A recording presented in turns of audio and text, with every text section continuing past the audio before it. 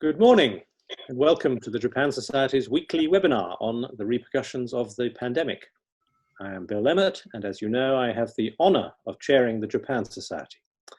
I want, as before, to thank all of our members, individual and corporate, for your support of the Society's unusual times, and all of you who have proved such loyal and regular attendees of these weekly webinars. One of the pleasures and opportunities provided by these webinars has been the chance to hear from speakers both in Japan and the UK at the same time, allowing us to reacquaint ourselves with old friends, but also to compare and contrast our differing perspectives. Next week, we will do that on the role of our capitals as financial centers, and in future weeks after that, I hope to do so for travel and tourism, and on the situation in the United States of America. But this week, our focus is on energy, on what might be the enduring consequences of the pandemic for the supply and demand for energy, for the future of fossil fuels, and for public policy about climate. All financial markets had a dramatic time from mid-March onwards, but the oil market was arguably the most dramatic of all, with crude oil prices plunging on the collapse in demand, with Saudi Arabia and Russia choosing this moment of all moments as a perfect one in which to have a price war, and with the bizarre sight for a few days of crude oil even being priced below zero in the United States, as storage shortages forced holders to give it away rather than fulfill forward contracts. That collapse in fossil fuel prices produced some optimism among economists that once economic recovery began in oil-consuming nations, these low prices might accelerate recovery and ease some of the financial pressure on households. But on the other hand, it produced pessimism among environmentalists who feared that renewables had thereby lost competitiveness, even as they celebrated a temporary drop in carbon emissions around the globe. Since then, the price of oil has rebounded somewhat as economic activity, especially in Asia, has revived. Brent crude is now back to $40 a barrel. That's still well below its $60 or so before the pandemic. Today's papers, however, also include news of an imminent Chapter 11 bankruptcy filing by Chesapeake Energy, one of America's biggest shale gas and oil producers, and of continued hiatus in Britain's nuclear program, which is essentially frozen. So where might we be headed on energy, on climate, on the so-called energy transition? To provide illumination on that question, I'm welcoming two old friends who are leading experts on this issue. In Tokyo, I welcome Jun Arima, who many of us got to know well when he was heading JETRO's London office, and who now, after a decades-long career in public service at MITI and METI, is a professor at Tokyo University's Graduate School for Public Policy, specializing in energy and the environment.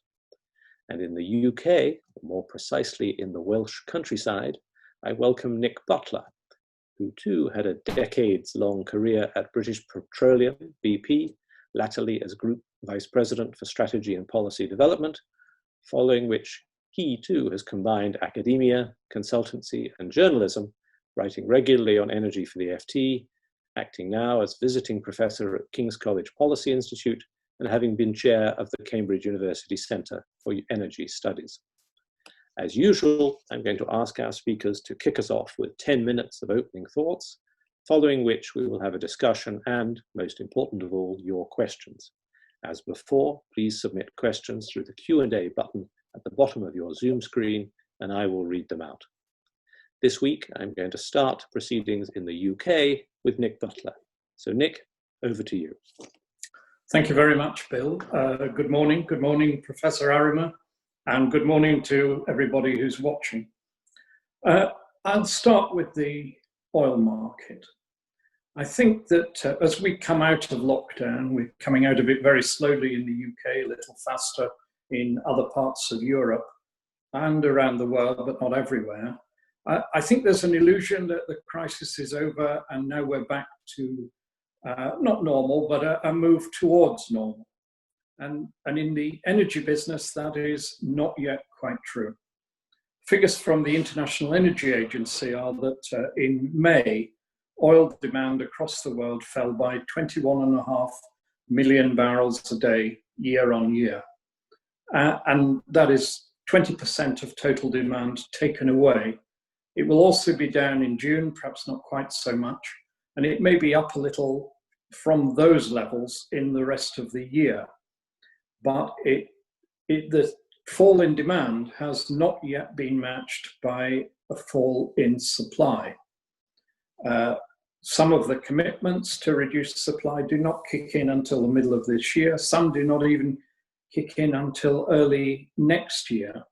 And that means that production now is higher than demand. Stocks are rising, they're very high. There are now 90 days of stocks worldwide, which is exceptionally high. And beyond that, as demand does rise again, which I think it will, there is an overhang of production waiting to come back on stream. We see that already in the United States, where as prices move towards, as Bill said, $40 for Brent, some of the shale producers are ready to bring their supplies back on stream very quickly. I think you have in OPEC many suppliers who would love to raise revenue and are therefore very keen, as soon as prices rise, to come back into the market, including the grey market. And all this sets a ceiling over the level of prices that we're going to see. As soon as prices go up, more supply comes onto the market and the stocks are still there. So this is not a balanced equilibrium. The gas market is similar. There has again been a fall in demand, and that's been compounded by the fact that in many countries, not least in Europe, renewables are given preference in the market before gas. There are legal regulatory commitments to use renewables first, and that means that gas isn't used. And we're now very close in Europe to stocks being at their full capacity. There are real warnings that in the next month, they could surpass that capacity, and you could see what you saw in the US oil market of prices even going negative.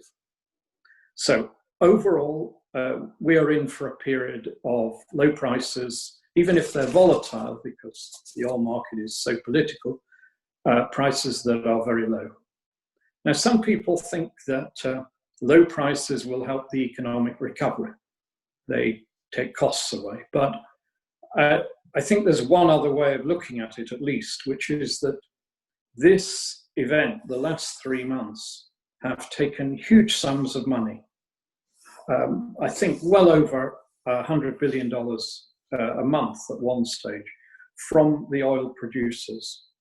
And the lag in payments, there is a 6-week or so lag between the actual production and the payment date in the oil market, means that this is just beginning to be felt. And it's felt in the Gulf, and it's felt in fragile states where the basic economics are not secure, countries like Algeria, Iraq, Iran, of course, Nigeria, and they are all facing budget deficits, cuts in spending, and unemployment. And I think that this creates an added factor, adding to the political instability in some of those countries. So the crisis is not over there. The fall in prices also led to a sharp cut in investment in the energy business. The IEA's estimate is 400 billion less this year will be spent by energy companies, both private and in the state sector. The estimate of one of the best consultancies is that there will be 1 million job losses worldwide in the oil and gas service sector. And then there are knock-on effects. So when this crisis began in March, you saw the share prices of some of the strongest companies in the world, BP, Shell, Exxon, halve in a matter of days. Their income, I think that was overshot. It's slowly coming back, but the crisis has taken their income away.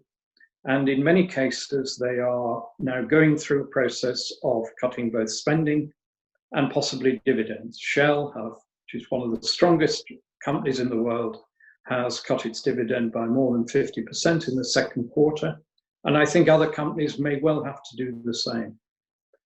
Dividends they go into the economy in particular ways which have great importance to the recipients.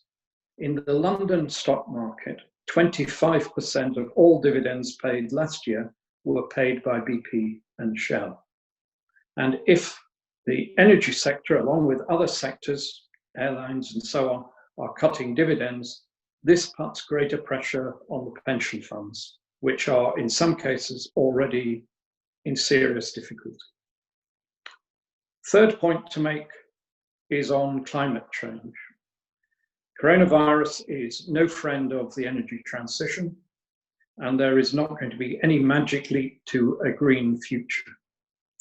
Emissions will be lower this year, but any bounce back will be powered predominantly by hydrocarbons.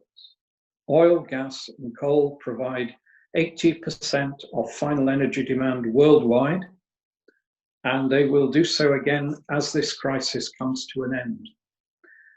And the reason for that is that as we get back towards anything like normal, the capital stock we use, the power stations, the vehicles, the aeroplanes, the infrastructure, is built for a hydrocarbon economy. And it is not being changed by this crisis, and we will go back to using it faute de mieux, whether we want to or not. Renewables costs have been coming down very well over the last decade, and they are still a growing part of the energy mix. But don't forget, they only provide 5% of global final energy demand. They will grow a little this year, a little more next year, but they won't change that basic number of 80% of global demand coming from hydrocarbons. And in Asia in particular, an awful lot of that is from coal still. I think it's going to be tough in the context of the economic recovery that we're now hoping for governments to put on carbon taxes or to impose change in the way energy is used. I think the priority will absolutely be creating and restoring jobs. So the virus changes very little. Europe is probably the leading element in the world in tackling the crisis, but even there it's very gradual. The Green Deal runs over many years. There will be investment in new sources of supply, but it doesn't happen overnight, and it is still resisted in parts of Europe, such as Eastern Europe, in Poland and so on, where coal is very strong. US policy on climate depends totally now on the election in November. But worldwide, I think the significant move away from that dependence on hydrocarbons requires there to be low-cost, low-carbon alternatives readily available for people to take up. The power sector has taken the lead using wind and solar, but there are sectors of the economy, particularly transport and industry, where electrification is expensive or difficult. And I think that will need the next generation of renewables, particularly hydrogen. And that is beginning. It's part of the European plan, but it's not there yet. This is something for the 2030s. And then finally, Bill, a fourth point is on China, which is obviously central to what has happened. And I think is going to be the center of the geopolitics of energy and many other things for some time to come. I think the way the Chinese handle the coronavirus has increased distrust. It adds to the challenges created by the trade dispute with the United States.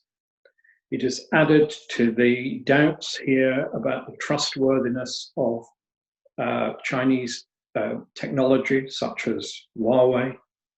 And it is now beginning to be compounded, you see it already in the UK Parliament, but also elsewhere, by what's being said about Hong Kong. And we don't know how far the Chinese will go on this. But when the UK, which does not like immigration generally, is offering passports and a chance to come here to 3 million Hong Kong citizens, that's quite a step, and it shows the distance that's been created.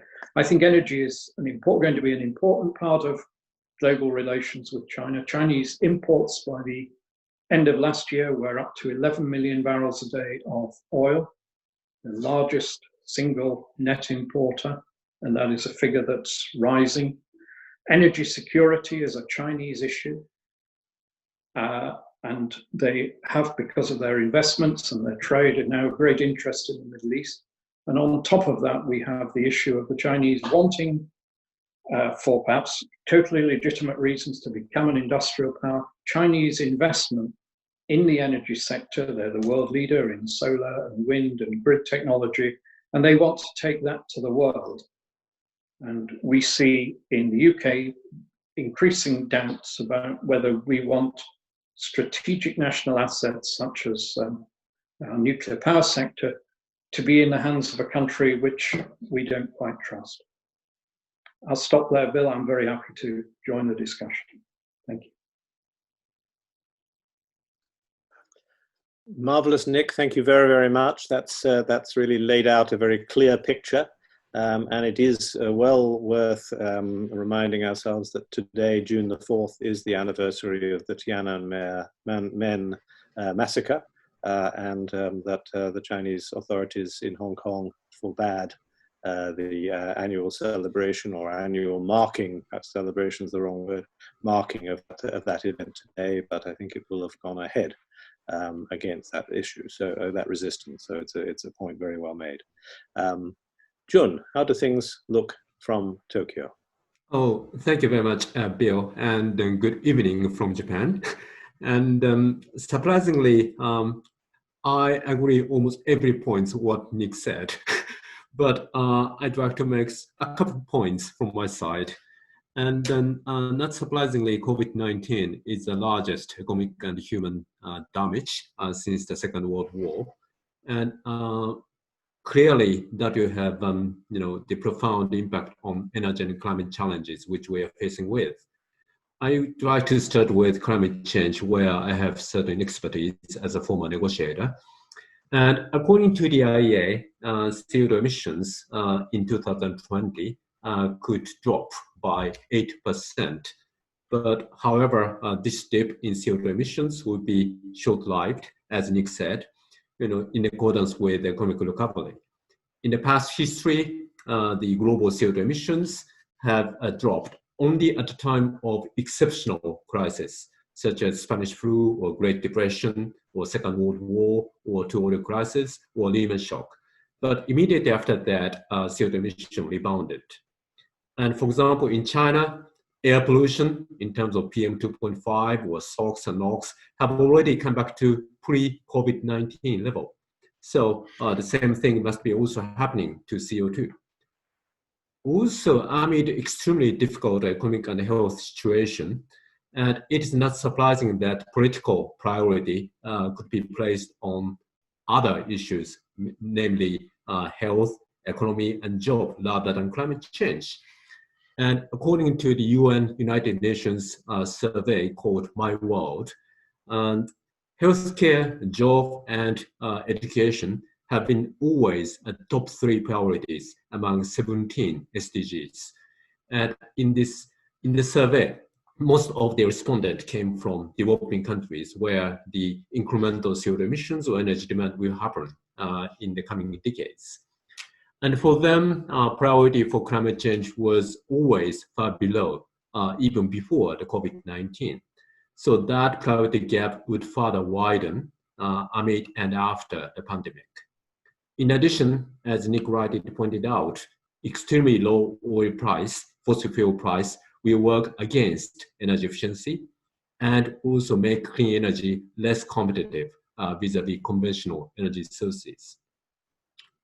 More broadly, I think global geopolitical situation after COVID-19 will have a profound impact on the climate change agenda endeavor. Global geopolitical situation, including US-China rivalry or tension. And in general, climate change is predicated on globalism and also the pursuit of international cooperation. But the rise of nationalism or growing tension among key players could hinder global endeavor for tackling climate change. So the picture on climate change is not so much promising, unfortunately. And some people say that, the since government has taken very strong measures in terms of, locking down or spending a huge amount of money for addressing pandemic, same thing can be done for climate change. But I think we should recognize the difference of the nature between two issues. For COVID-19 or pandemic, this is the issue of life and death of yourself or your family or your friends. And it is an imminent issue. And government policies and regulations, the impact of the government policies and regulations, including lockdown, can be recognized in the short-term perspective. But as for the climate change, it is a very, very long-term issue over several decades. And as I said, the 2020 emissions could drop by 8%. But in order to achieve so-called 1.5 degrees, we have to continue this 8% annual decrease of the CO2 emissions for 10 years. So can you stand such a situation? I'm doubtful. So therefore, it is, fallacious discussion to equate the COVID-19 with climate change challenge. But having said that, despite unprecedented challenge caused by COVID-19, we should not just postpone our endeavor for tackling climate change.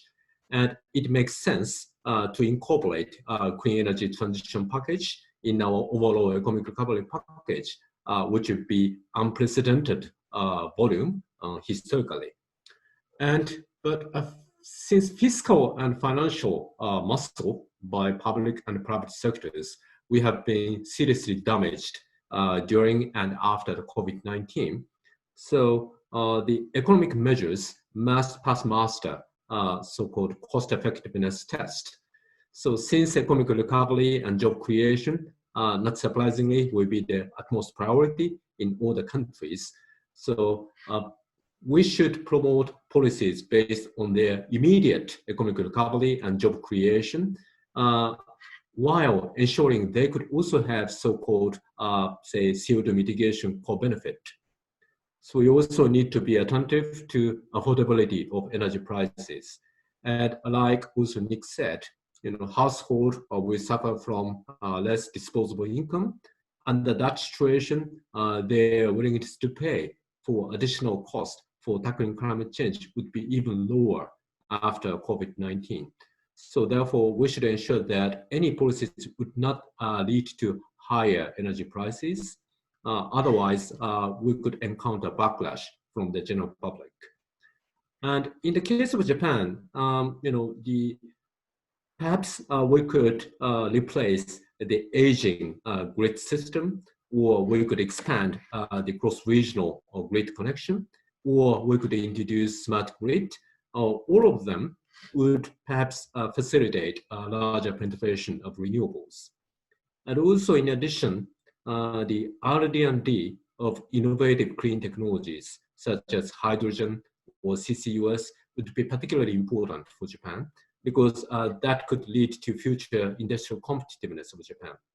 And given that private sector would perhaps suffer from cash shortage after the COVID-19, so they might be less willing to spend money for promising but long-term innovative technologies.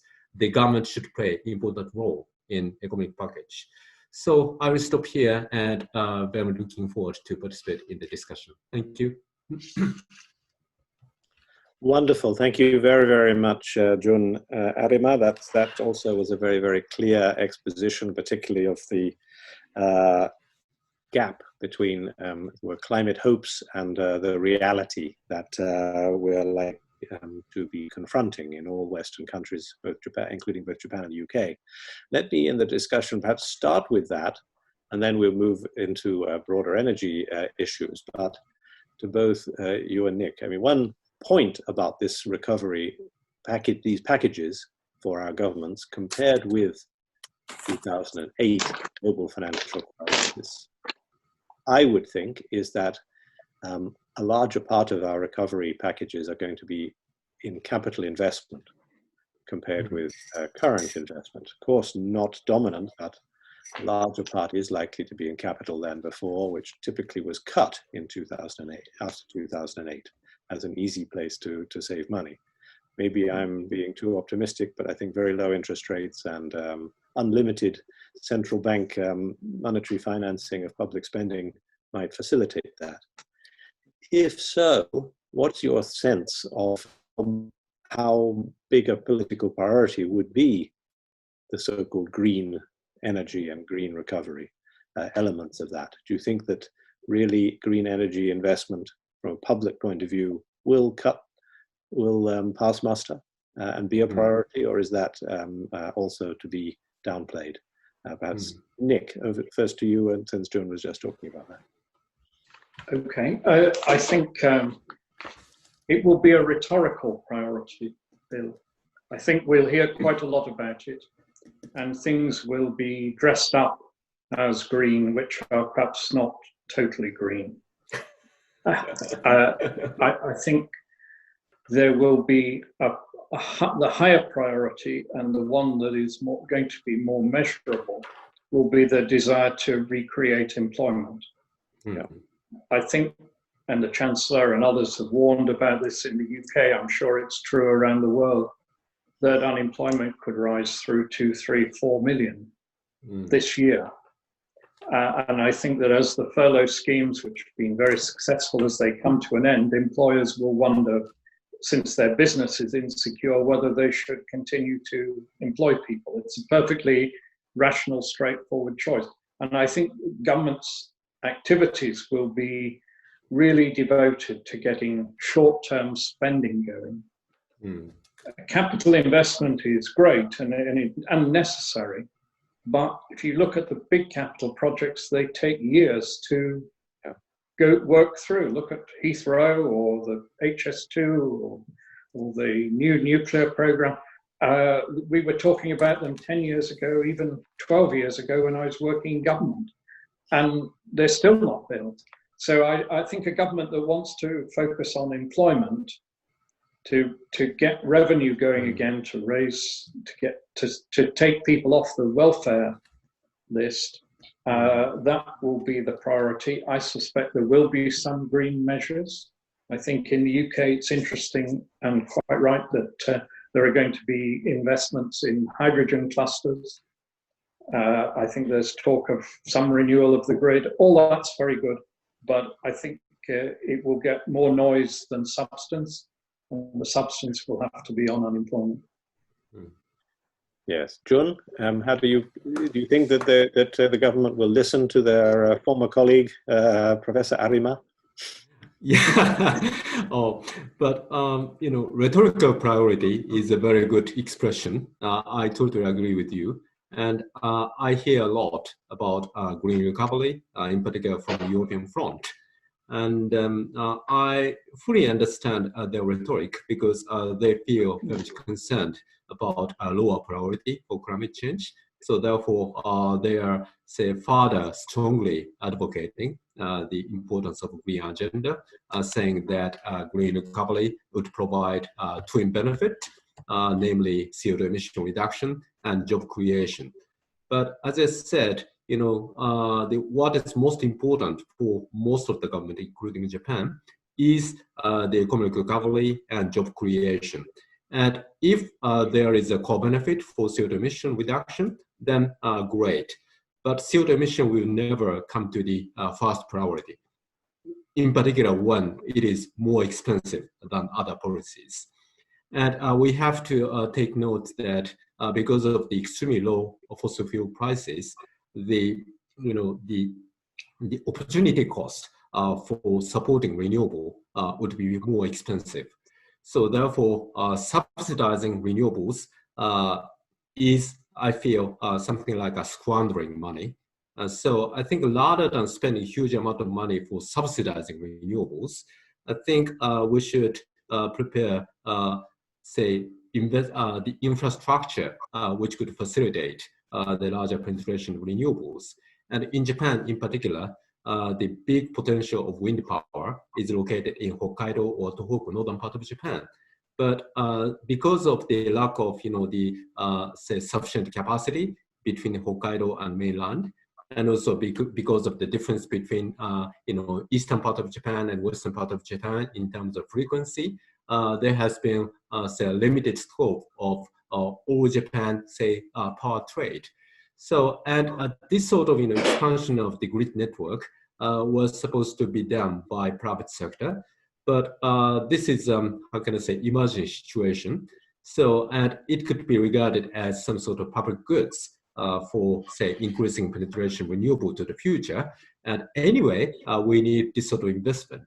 So perhaps we could consider, say, devoting some public money to the preparation of this sort of, infrastructure development. So that is what I think. But largely, I think the large chunk of the money will first go to, say, bailing out companies in trouble, and also helping, low-income families, or to help, say, to alleviate unemployment or something. This sort of cash flow will be enormous. And the same thing also can be said in Europe. And I think European Commission is talking about 1 trillion euro for Green New Deal. European Green Deal.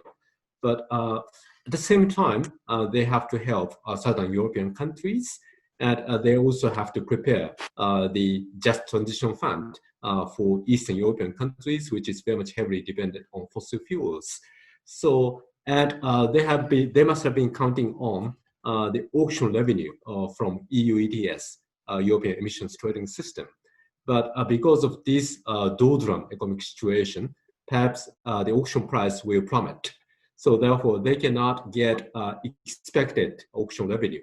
So how they can, say, manage, on one hand, helping Southern European countries, and also their own countries for low-income families or companies in trouble, and also helping Eastern European countries for just in transition, and then how they can spend huge amount of money for green transition.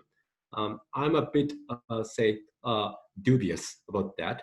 So again, as a rhetoric, green agenda will be also always high on the agenda, but how much we can actually spend on green direction, that depends on the economic situation, immediate, in particular after the COVID-19, and to what extent the public and private economy we have been damaged because of this ongoing situation. And we don't know whether second or third wave might come.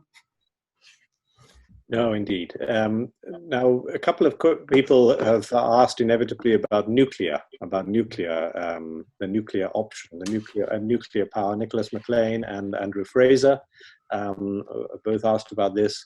And Andrew says, go or no go? Is it now too expensive compared with other options? Is nuclear really finished as an option? But can we ever meet zero emissions targets without it? How do you assess the nuclear debate now, Nick? And then Jun will put it particularly in the Japanese context. I don't think it's finished. I think the initiative is now back with the nuclear industry. It should be an option, but if it can't be produced for a price lower than the price we are to be charged at Hinkley Point, which is £92.50 per megawatt hour, index linked from the time the plant starts for 35 years. So that is now going to be into the 2060s. That's a ridiculous price. And I was disappointed that the Japanese prospective investors didn't stay in the UK and couldn't come up, or chose not to come up with a lower price. I think now the interest is in the next generation of nuclear, the smaller reactors, which are simpler to build. We've got stuck with the EPR, the European Pressurized Water Reactor, produced by the French company EDF. It was supposed to be on stream in France in 2013, Flamanville. It's still not built, and it's still 2 or 3 years away. The plant in Finland has just been put back again because of faults. And I think that the UK can't and shouldn't and won't invest in more of those plants. I think there is still an interest in nuclear. It could be a contributor to the resolution of climate change, but it's got to be cheaper than that. Mm-hmm. Yes, Jun, how does the debate now look in Japan, both in terms of your 58 nuclear power plants and investment overseas? Yeah, and thank you, Bill. And unfortunately, still there is a widespread nuclear phobia in Japan because of the Fukushima nuclear accident. And the most unproductive part of that debate is they tend to debate nuclear or renewables. That's completely preposterous discussion to my mind, because both nuclear and renewable are, say, zero emission fuel, zero emission energy. So if we are serious about climate change, then we should consider both nuclear and renewable options. But in Japan, quite often the proponent of renewable energy gainsay about nuclear. They argue for nuclear phase out. But it is completely unrealistic to consider replacing nuclear with all the intermittent renewables.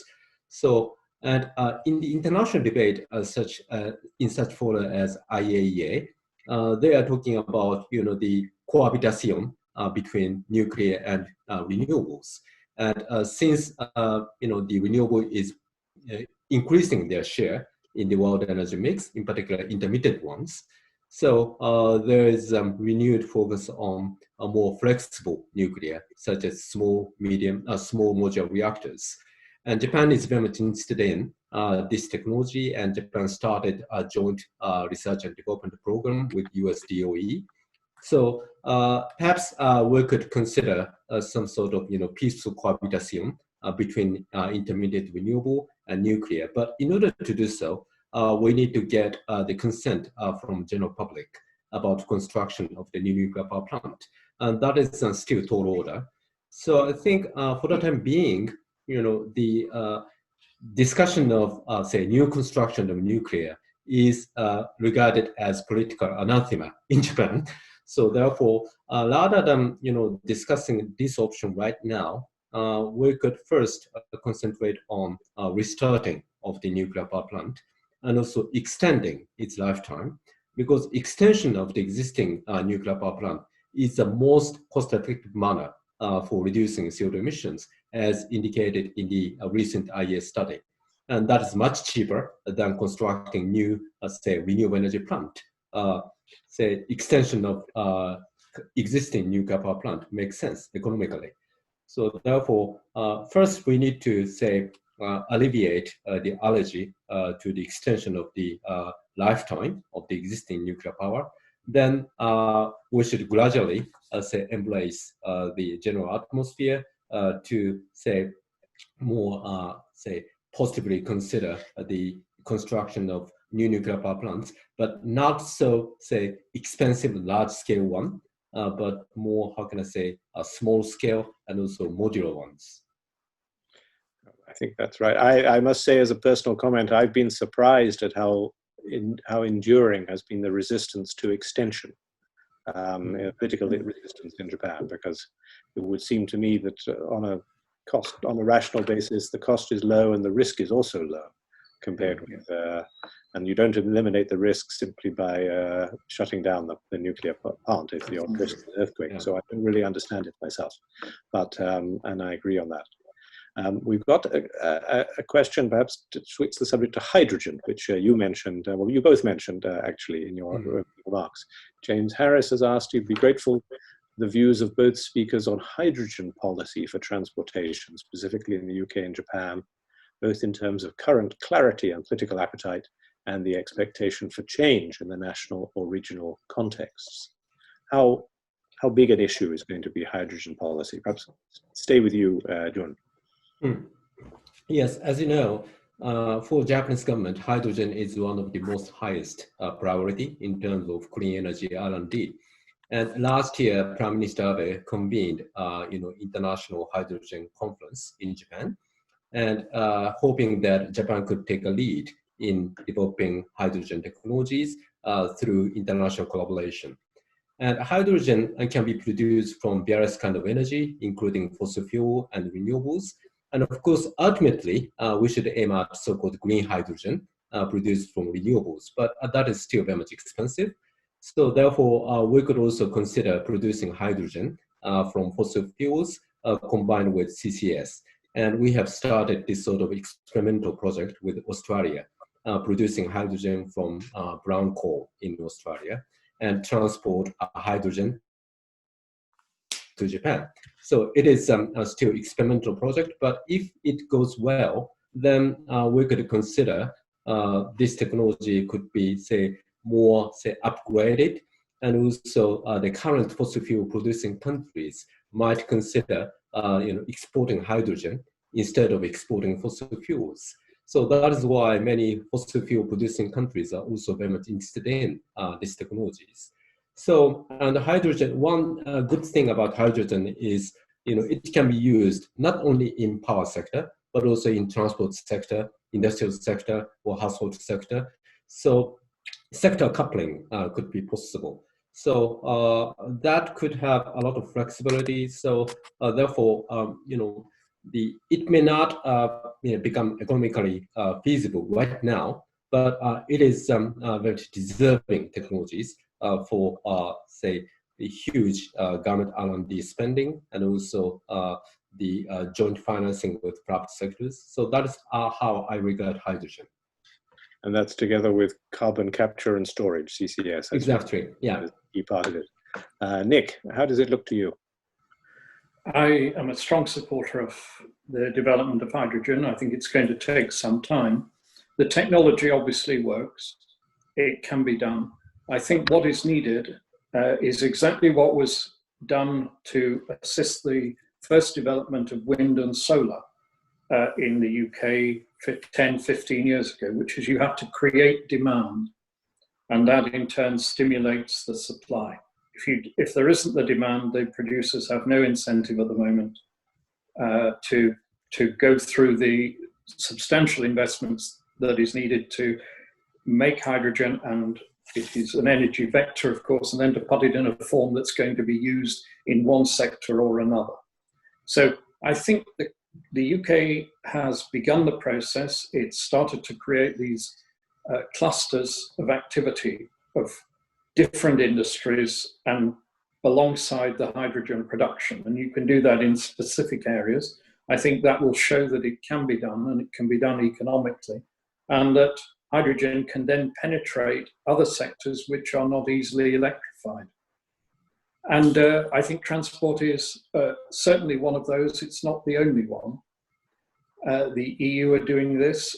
It's not an instant solution, as one said. It will take 10 years, but I hope that we create here and in Europe a clear strategy that puts it alongside wind and solar as one of the steps to a lower carbon economy.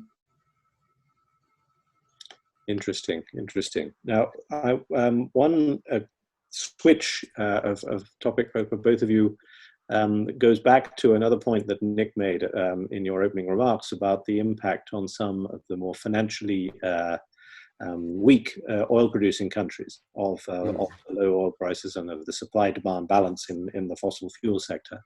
A questioner, Trang Li, or Li Trang, has sent in, extends that to the habit of coupling LNG pricing in contracts with natural gas prices to oil, which I take to mean that then extends some of the impact of the surplus in the oil market on countries that are dependent on exporting liquefied natural gas.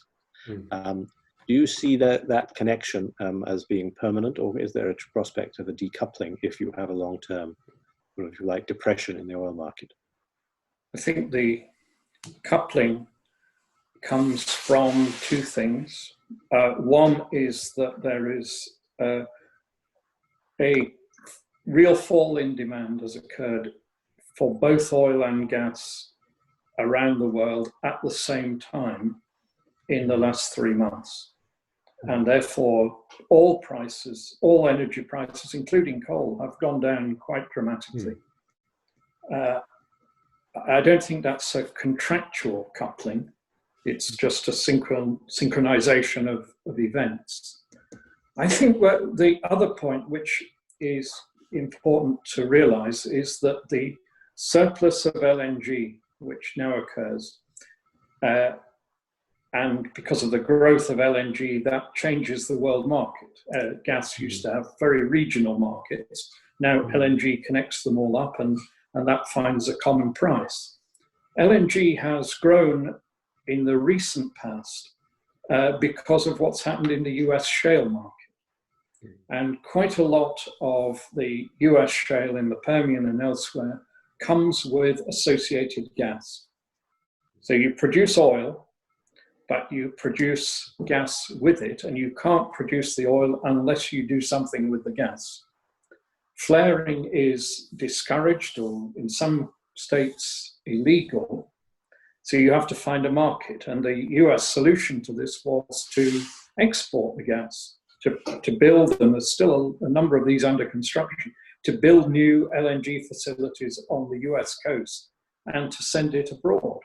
Now, Mr. Trump has a plan for sending it to Europe and taking over the European gas market. But unfortunately, the European gas market is saturated, as you know, because of the Russians and everybody else. So all this adds to supply, and has contributed to the fall in price over the last year, not just over the last 3 months. So we just have more energy than we need. It's an age where you and I, Bill, grew up in an age where energy was scarce. People were worried about the security of supply. Now it's in surplus. There's an age of plenty in energy, and we haven't quite adjusted to that. And it's certainly true in both oil and gas at the moment. And Jun, another of Mr. Trump's expected markets for LNG was Japan. But yet, not only Japan, but also to Asian region as a whole, yes. Because Asia is the epicenter of the additional energy demand, and they will need a lot of energy in coming decades. So Japan is a somehow saturated market, but together with ASEAN countries and also India and China, then we could expect a far more growing market. So that is why US is interested in sending their LNG to Asian market. And that is also good for Asian countries, because traditionally, as Nick knows, the LNG price in the Asian market has been indexed to the oil price. That is a very much unique pricing formula, but and with very much inflexible, say, contract conditions such as destination clause or something. And Asian countries, including Japan, has been arguing for more flexible, gas market, and also more, how can I say, the gas-to-gas competition. So entry of the US LNG into the Asian market is a good thing for buyers' viewpoint. And in addition, because of the surplus LNG supply in recent months, so we could expect a more competitive edge of the LNG in the power sector in Asian countries, because under the normal situation, Asian countries will continue to construct coal power plant, but some of them might consider, the cheaper gas plant could be constructed instead of coal power plant. So that will reduce CO2 emissions in Asian countries.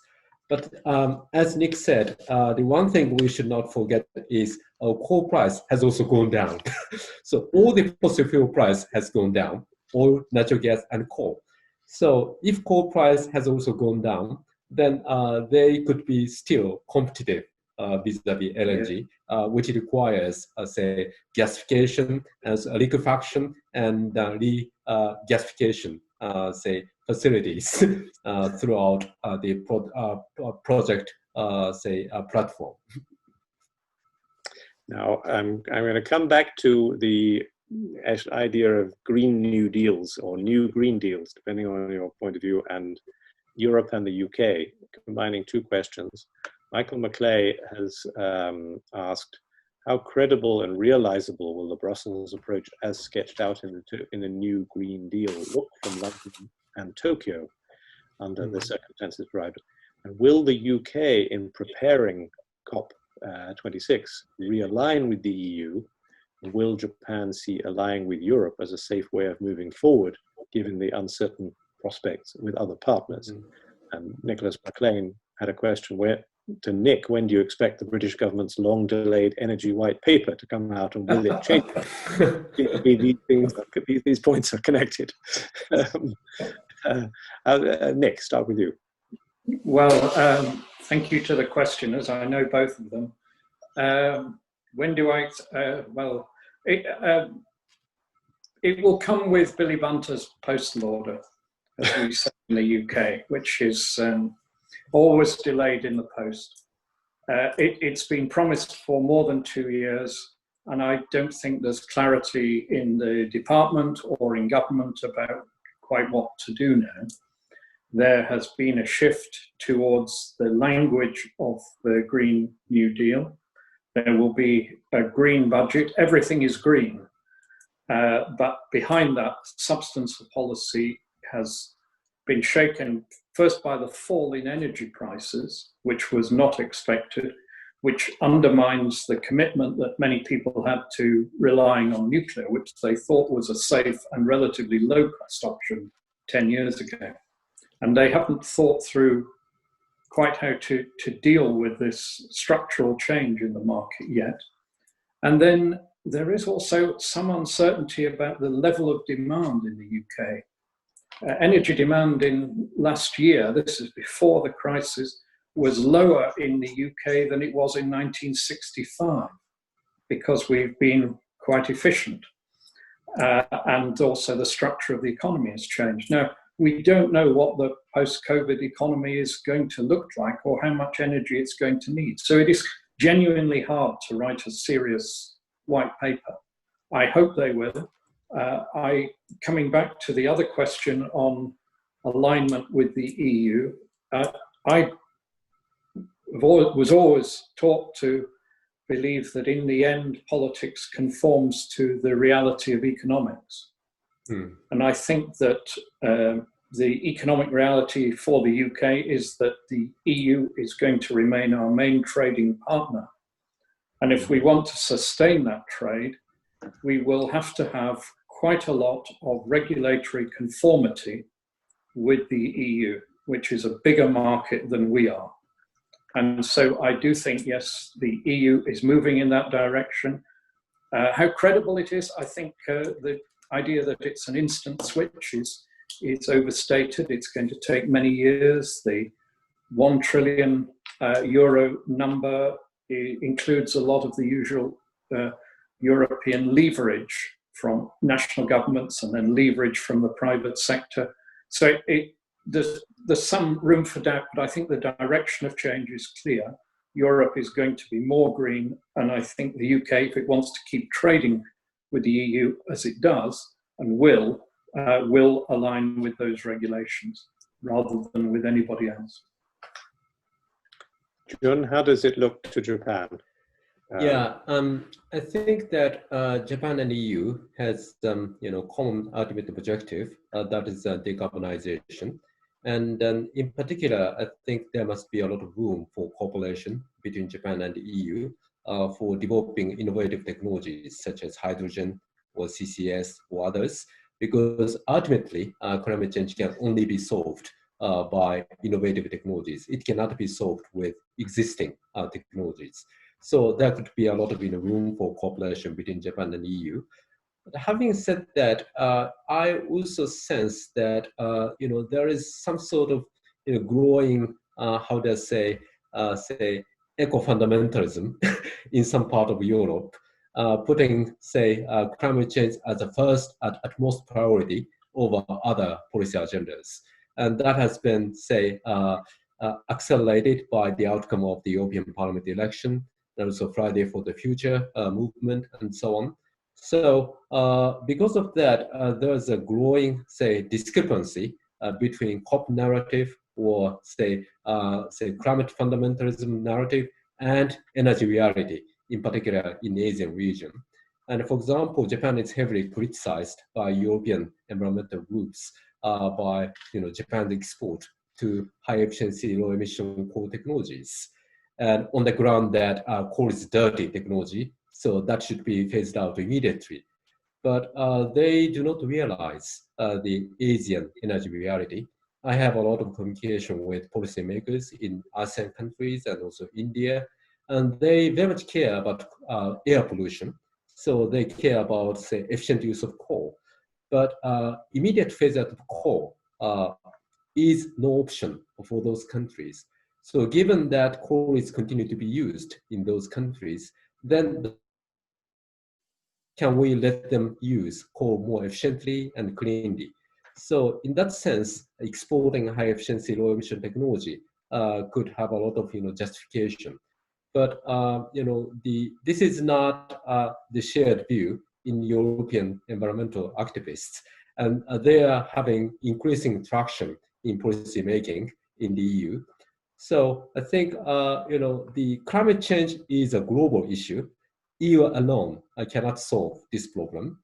They have to also induce Asian countries, namely epicenter of the incremental CO2 and energy demand. So therefore, they should be more, how can I say, pragmatic. And from that perspective, what I'm a bit concerned is ongoing debate of the so-called border carbon adjustment measures proposed by von der Leyen Commission. And in order to increase the level of ambition in the EU, naturally, EU industry would be more concerned about losing international competitiveness because of the higher energy cost. So in order to alleviate that concern, it is natural that the European Commission propose this sort of, the carbon border adjustment or carbon tariff for imported goods. But a calculation of the carbon contents of imported goods is very, very, very complicated business. And I'm not sure whether they can do it.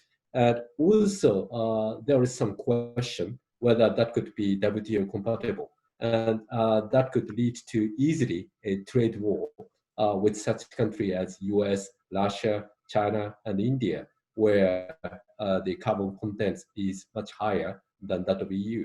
So is EU really going to that direction? Well, I'm very much dubious, but without border adjustment measures, then how EU can continue to raise their level of ambition from 40% below 1990 level to 50 to 55% below 1990 level. That is the currently discussed target by the European Commission. And in the European Parliament, some people are even arguing 65% reduction from 1990 level. So this sort of inflation of the ambition level and reality, there is a growing gap. That's what I sense.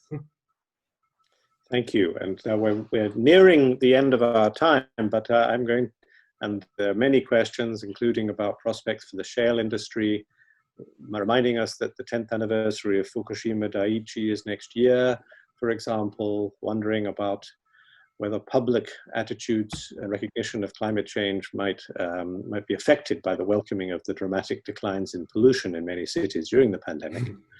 One question I think we could close on is a question about, as it were, future risks and future security issues. If we've failed to prepare for the pandemic, perhaps there are other risks that we failed to prepare for. And one is reported to us by Takeshi Shimizu, pointing out that several years ago there was or has been the fear of so-called UK blackout by 2025 due to the closure of coal plants and other aged power plants. And we also had quite a major electricity outage sometime last year, if I remember, Nick. After real Brexit, UK may not be supplied electricity from the continent to cover the shortage. Do you think the UK can manage to avoid blackout after Brexit? Well, I'll ask Nick to answer that, but also to Yun. Are our electricity systems and the dangers of some ways terrorism or some ways failure also future risk areas that could be analogous to the pandemic in terms of their ability to affect overall social and economic activity? But Nick, first of all, on electricity blackout as the final question. Well, the fear of blackouts always makes a good headline for the Daily Mail here. We have never suffered a serious blackout since the miners' strikes. And I think the system is now much better. The blackout lasted for a matter of minutes last year in a very limited area. And of course, those sort of events are bad and they shouldn't happen, but I think there's now much more backup and coverage. I think the next step forward on the power grid is to go back to something Yun said earlier, is to get beyond the intermittency of wind and solar by using grid level storage. We have an institute here, the Faraday Institute, which I'm involved in, which is looking at all the technologies and the economics of using storage, not just in batteries for vehicles, but also across the economy, in houses, in industry, and at the grid level. And I think that will give us much more security as we go to a greater proportion of electric power coming from renewables. If you have storage, you can capture more and you can use it when you need to, and you can have it as a backup at all times. So I wouldn't be too worried. I'm worried about many things in the UK, Bill, but not about a blackout. I can't hear you. No, I muted myself because I was coughing, but perhaps because of all the other things I'm worrying about in the UK, like you. You're right. I have other worries. Jun, a final brief answer on. Okay. Thank you very much. And as a general trend, we will move towards more electrification and also digitalization as part of our pursuit of the climate change agenda. And also at the same time, we will have a higher share of intermittent renewables, such as wind and solar. And so therefore, how to secure the demand-supply balance is becoming more challenging business. So in order to do so, we need to have enhanced grid connection, and so we need to have a battery. But in considering battery, we also need to have consider another security risk. That is, if we become too much dependent on battery supply from China, then, given the growing tension between US and China, and somebody call it as a new Cold War, then what would be the implication of the over-reliance on China in terms of battery supply, as well as rare earth supply, and so on? And also, electrification means we could be more prone to the possible risk of the cyber attack. So therefore, the completely different kind of energy security needs to be considered very much seriously in coming years. Well, Bill, you need to have another program devoted to the impact of China and the associated risks. Absolutely. Plan that as soon as I can. I think that it's true that the associated risks are very wide-ranging. We'll do that. But meanwhile, we're going to be talking about financial services with Michael Manelli, Aldermanic Sheriff of the City of London and producer of a Global Financial Centres Index, and with Hiroshi Nakaso, just outgone Deputy Governor of the Bank of Japan, and now Chairman of Daiwa Institute of Research and FinCity Tokyo, Governor Koike's committee discussing the promotion of Tokyo as a financial center. That will be next week. But this week, we've had a splendid and very rich and stimulating discussion on energy. And thank you to you, Jun Arima at the University of Tokyo in your office there, and Nick Butler in the Welsh countryside, both for sparing the time to illuminate us over an enormous range of things. So thank you very much, and thank you to all the Japan Society members and friends who listened and watched to this call. Thank you very much and have a great day.